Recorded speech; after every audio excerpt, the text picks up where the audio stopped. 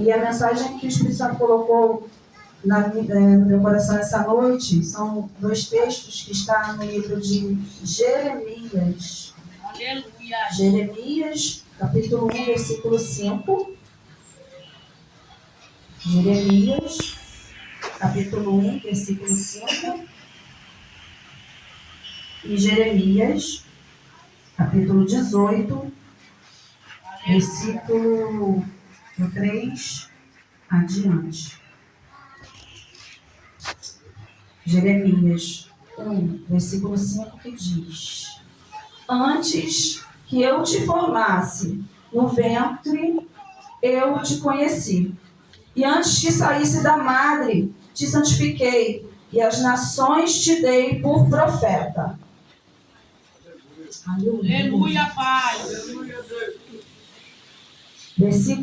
Capítulo 18, versículo do 3 em diante diz: E desci à casa do oleiro, e eis que ele estava fazendo a sua obra sobre as rodas. Os irmãos podem se assentar. Aleluia, em nome de Jesus. Irmãos, esses dois textos que nós acabamos de ler, está aqui mencionando e relatando alguns momentos da vida de Jeremias. Nesse primeiro momento, foi exatamente o momento em que Deus separou Jeremias para profetizar. Foi quando ele escalou Jeremias para ser profeta. Mas é bom que a gente venha saber que Jeremias ele era de uma família de sacerdotes. Ele era de uma família sacerdotal. Então, naturalmente, Jeremias também viria a ser um sacerdote. O trajeto e a vida de Jeremias ele já tinha um segmento. Jeremias ele já estava sendo preparado para ser um sacerdote. Só que aqui a Bíblia relata que em um momento Deus vem a mudar esse percurso que Jeremias estava preparado. O Espírito Santo de Deus colocou no meu coração para eu trazer uma mensagem falando acerca de Jeremias, que é justamente a mensagem central na parte que vem a falar do oleiro. Só que meditando sobre a vida de Jeremias, Deus falou muito comigo. E creio que vem falar com os irmãos também nesse primeiro texto que eu não pretendo, a não ser que o Espírito Santo venha me conduzir a permanecer mais tempo nele, é para dizer que Jeremias estava com a vida dele desenhada. A vida de Jeremias estava desenhada, ele já tinha um destino traçado. Só que esse destino estava traçado por um costume. Esse destino de Jeremias estava traçado por algo que era comum acontecer naquele tempo. Que era, quem vem de uma família de sacerdote, sacerdote será. Porém, Deus já veio mudar o trajeto da vida de Jeremias a partir desse momento. E é um momento que eu começo a admirar o Jeremias. Por quê? Ele estava numa zona de conforto, pastor Bruno. Ele tinha algo já determinado para a sua vida. E era algo bacana, era algo que viria trazer coisas boas para ele. Só que Deus vem a mudar o percurso. E na Bíblia relata que Jeremias seguiu aquilo que Deus determinou para ele. E eu peguei dois aprendizados nesse trecho dessa mensagem.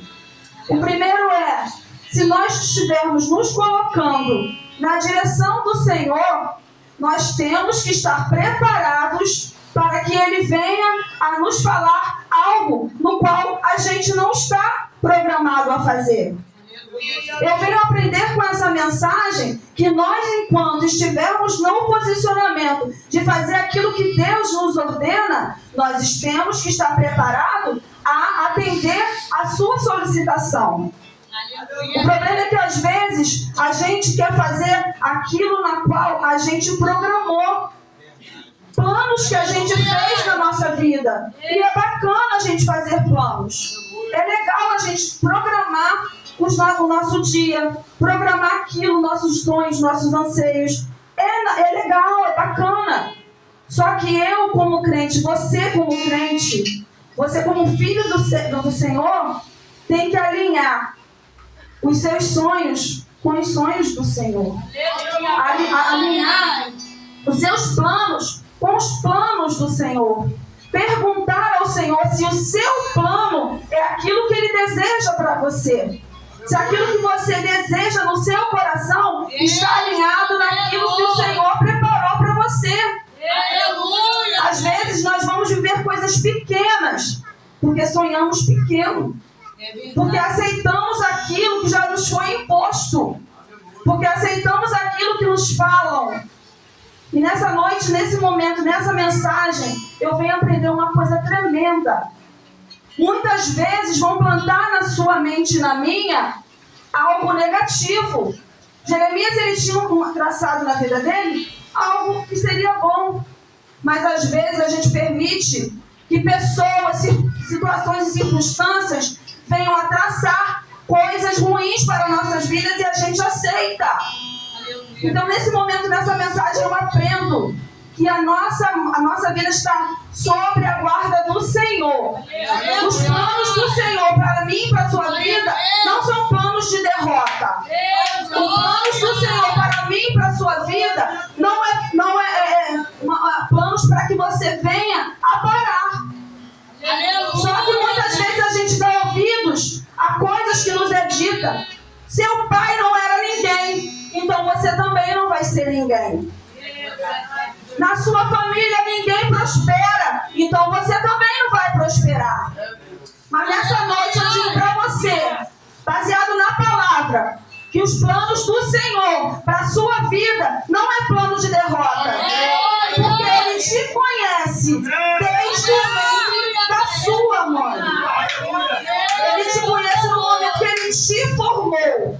E coisas grandes Ele há de ter para a sua vida. Coisas grandes Ele há de ter para você. Então, meus irmãos, nessa noite, a primeira mensagem que eu quero deixar no seu coração: não aceite palavras de derrota, palavras que venham querer te paralisar. Porque os planos de Deus são maiores. Basta você alinhar a sua vontade com a vontade dEle. E não se preocupe em mudar no percurso, pela orientação do Senhor. O percurso pode ser mudado pelo Senhor. Aleluia! E seguindo para o segundo texto.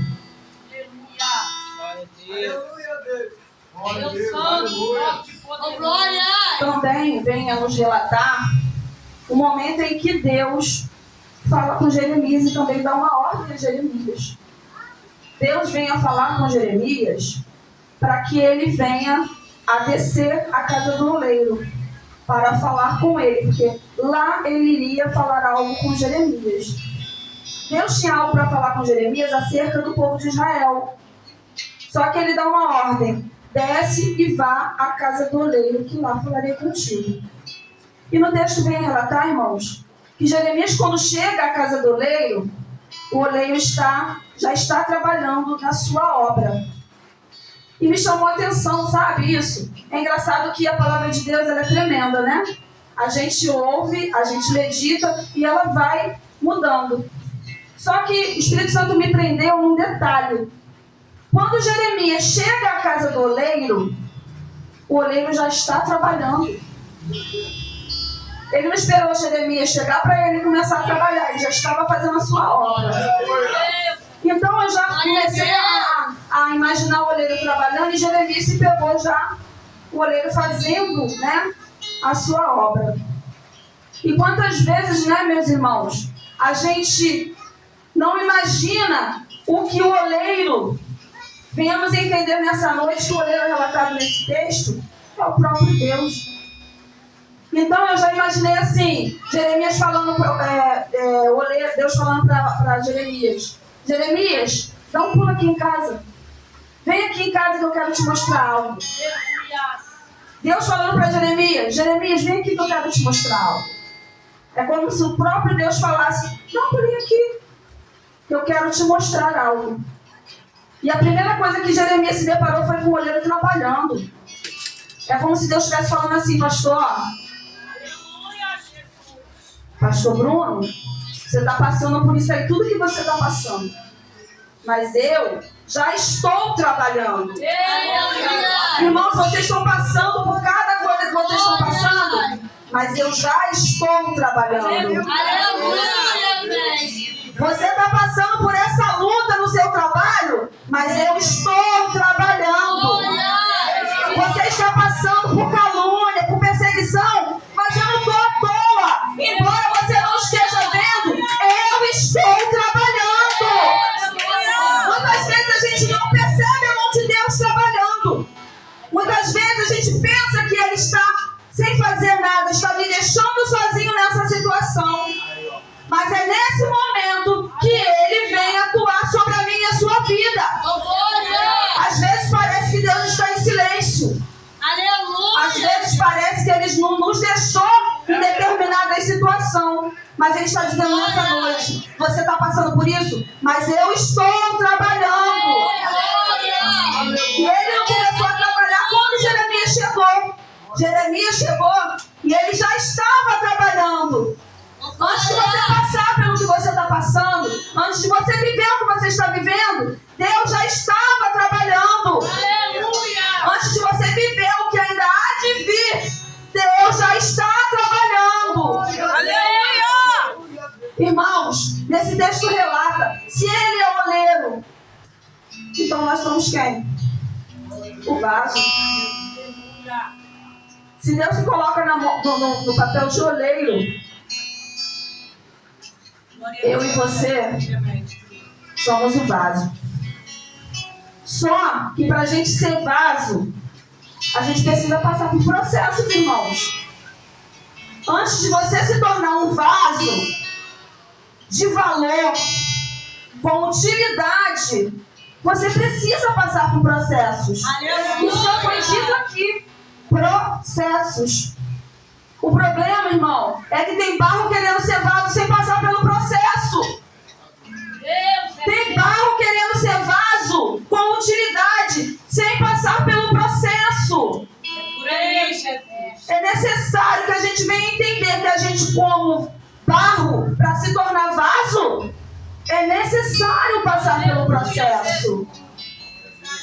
Irmão, o processo dói. Sabe? Já começa a imaginar o oleiro trabalhando e ele tratando aquele barro. Qual o processo que aquele barro passa para chegar na mão do oleiro? O processo não começa com o barro já na mão do oleiro, não. Naquela roda, não. O processo é antes. E esse processo antes de passar pela mão do oleiro, que incomoda. Passar pela mão do oleiro dói. Mas o processo antes de passar pela mão dele é incômodo. Sabe por quê, irmãos? Uma vez um irmão lá na igreja, ele relatou que ele próprio foi visitar uma olaria, sabe? Para ver como é que é o processo. E aí ele me falou assim, mais ou menos, que o primeiro processo é você separar o barro, né? Separa o barro. Já vai para a mão do oleiro? Não. Vai peneirar o barro para tirar aquelas impurezas maiores, aquelas coisas grandes. Sabe? Aquelas coisas grandes que a gente está até preparado para abrir mão. Porque tem na nossa vida, tem coisas que a gente sabe que é tremendo de ruim, que a gente está preparado, pastor. Estou preparada para parar de beber, para parar de fumar. Estou preparada para deixar de fazer coisas que são muito visíveis aos olhos das outras pessoas. Mas eu não estou preparada para parar de falar uma mentirinha. Eu não estou preparada para abrir mão do meu pecado de estimação. Sabe? O processo de separação do barro é um processo incômodo. Aleluia. O processo de separação do vaso é um processo importantíssimo que a gente não pode abrir mão dele. Aleluia. A gente não pode desejar ser vaso sem passar por esse processo. Eu não posso desejar sair da natureza do barro diretamente para a mão do oleiro. Sabe por quê? Vai doer mais ainda. Porque o oleiro vai arrancar. Meus irmãos, pode acreditar numa coisa. O processo de separação, ele é incômodo. Mas ainda assim, vai ficar alguma coisa. Vai ficar alguma coisa. E a gente tem que estar preparado para passar, pastor. Porque naquele momento em que o oleiro separa o barro e começa a poder trabalhar o barro para se tornar um vaso, eu já imagino o oleiro ali, ó, a roda está girando. E ele está moldando o vaso, né? Já está tomando forma. Mas ele se depara com opa, tem uma mentirinha aqui, hein? Não vai entrar, não. Aí vai ele novamente. E ali tá a roda girando. E ele tá ali, ó. Daqui a pouco na mão dele ele sente. Opa! E tem um nada a ver aqui, ó. Meu Deus, aleluia, Tem nada a ver aqui, ó. O que ele vai fazer? Vai jogar fora. Aí ele vai girar novamente. E aí ele vai. Daqui a pouco, tem nada a ver. Meu Deus.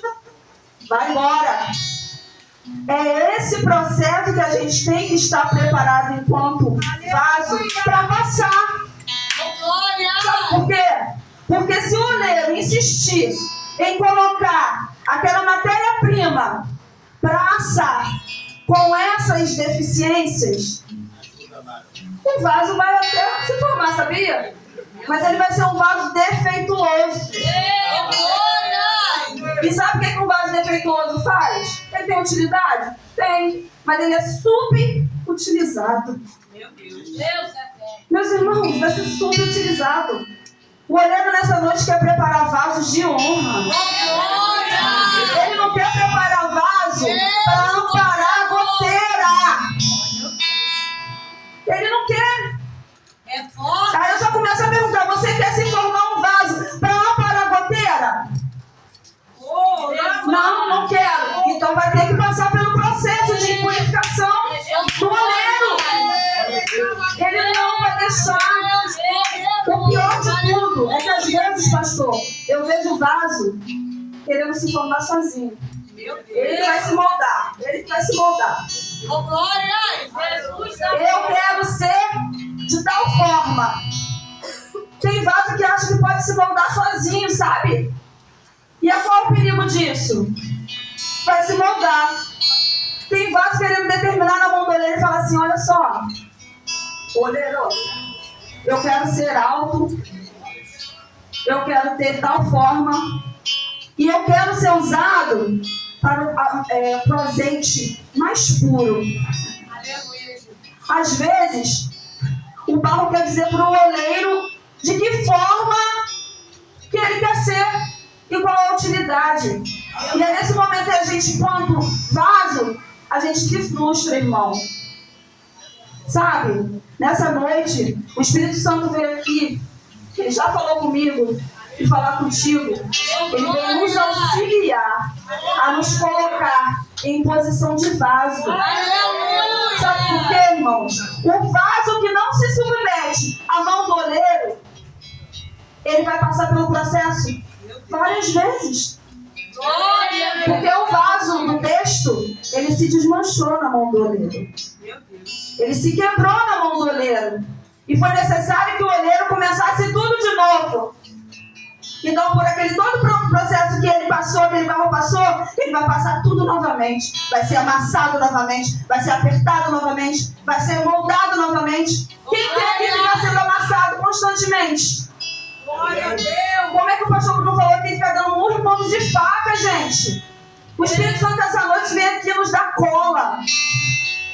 Ele está dando cola para mim e para você de como ser barro na mão dele. Ele está dizendo assim, filho, filha, você não precisa passar por esse processo tão doloroso.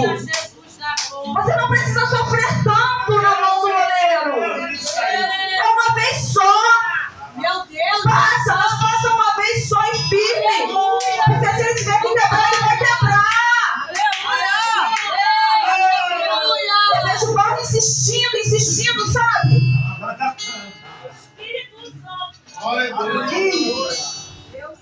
Eu vejo o vaso insistindo. Como ali na oração que o pastor falou de Abacuque. Não, mas eu quero ser dessa forma. Você precisa me fazer dessa forma. Eu quero cantar na igreja. Mas Deus está dizendo, mas eu te separei para dançar. Eu quero ser pregadora. mas eu te preparei para tal coisa. E aí isso vem trazer frustração ao nosso coração. Porque a gente quer determinar a forma. Lembra que eu falei aqui que o vaso ele é subutilizado quando ele é defeituoso? A gente pode ser um vaso multiforma. Quando a gente se coloca na mão do oleiro, a gente pode ser multiforma. O que significa isso? Eu posso ser um vaso que canto, mas eu posso ser um vaso que prego também. Eu posso ser um vaso que prego, mas eu também posso ser um vaso que dança. Está entendendo isso? O olheiro está te chamando para a obra. Aleluia. O olheiro está te chamando para fazer a vontade dele. No meio do caminho, a sua vontade também vai entrar. Vamos alinhar a nossa vontade com a vontade do nosso Pai. Nessa noite, pega essa mensagem. O Senhor está nos ensinando a ser vaso na mão dele. O Senhor está nos dizendo: não há função mais nobre do que a outra. Não existe forma melhor de ser usado do que a outra. Porque todas as funções são importantes. Uma vez que a gente passou por todo aquele processo aqui que já foi dito, de purificação do vaso, ele vai nos formar. Mas quem vai determinar a forma, a capacidade, a função daquele vaso é o oleiro. E glória a Deus por isso, sabe? Irmãos, no momento que você se sentir como um vaso, sendo tratado na mão do oleiro, por mais que esteja doendo, glorifica o nome dele. Porque estar na mão do oleiro é um privilégio que vocês não têm noção. Estar na mão do oleiro significa que a gente, como vaso, como barro, a gente tem valor. A gente foi selecionado para fazer tal coisa. Ele está tratando com a gente. Ele não desiste de mim, de você como vaso. E se necessário for, ele vai refazer quantas vezes for preciso. Para você estar na forma que ele determinou, no tamanho que ele determinou e na função que ele determinou. Então, nessa noite, venha entender que a maior função que a gente, como vaso, vai ter, não são essas coisas que eu acabei de falar. Que é pregar, cantar. Não, isso é maravilhoso. Mas a melhor função que a gente vai ter como vaso é guardar a presença do próprio Deus. O olheiro está nos moldando para que a gente venha abrigar a sua própria presença.